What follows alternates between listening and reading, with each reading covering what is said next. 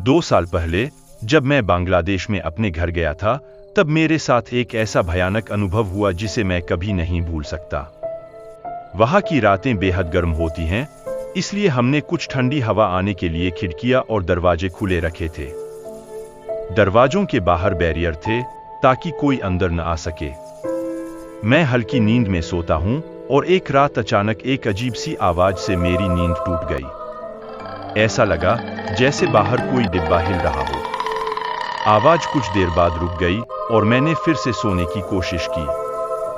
तभी मुझे दूर से एक हल्की सी हंसी सुनाई दी। ये हंसी किसी औरत की लग रही थी, मानो कोई बहुत दूर खड़ा हो और धीरे धीरे हंस रहा हो। मैंने सोचा कि यह शायद कोई स्थानीय औरत होगी और इसे नजरअंदाज कर दिया। लेकिन अचानक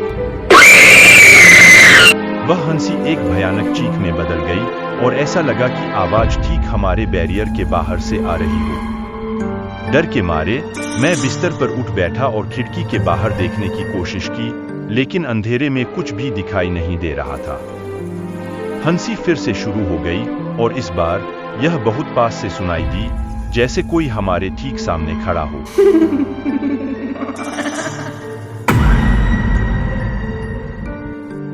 यह सोचकर कि कोई इतनी जल्दी वहां कैसे पहुंच सकता है, मेरा दिल जोर से धड़कने लगा। डरते हुए मैंने अपनी मां को जगाया। उन्होंने भी वो आवाज सुनी और वो भी डर गईं। हमने अपनी चाची को भी जगा दिया, जो बिल्कुल नहीं डरी थी। मेरी चाची ने टॉर्च उठाई और बाहर जाकर जांच करने का फैसला किया।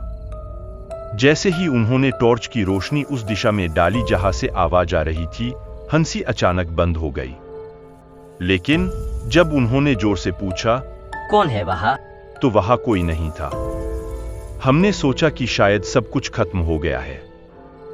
लेकिन जैसे ही मेरी चाची वापस अंदर आई, हंसी फिर से गूंज उठी, इस बार ठीक दरवाजे के बाहर। हम सब स्तब्ध रह गए। मेरे भाई और चाचा बाहर गए, लेकिन कोई नहीं मिला।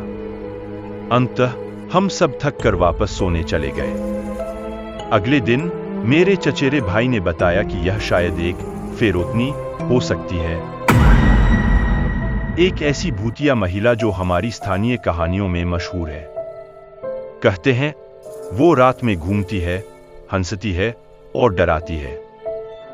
जो भी हो, मैं इस बात से खुश हूं कि मैंने उसे देखा नहीं, लेकिन उस रात का डर अब भी मेरे दिल में बसा हुआ है। मुझे उम्मीद है कि अगली बार जब मैं बांग्लादेश जाऊंगा तो कुछ इतना डरावना न हो।